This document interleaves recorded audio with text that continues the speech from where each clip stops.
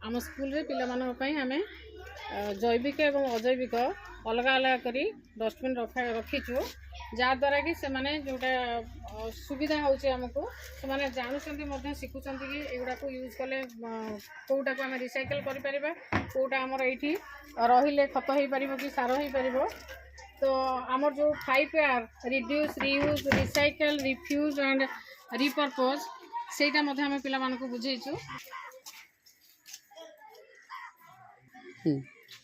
Dustbin आमर गोटे healthy आउ क्लीन लर्निंग एनवायरनमेंट स्कूल रे सृष्टि कराउची जोटा स्टूडेंट को एनकरेज कराउची कि से केमती प्रॉपर्ली वेस्ट डिस्पोजल करेबे से प्रैक्टिसटा आम से कराउछु आ इको फ्रेंडली होबा पई मध्ये आम से सिखाउछु गाँ लोक को से हिसाब से सचेतनता कराउछु।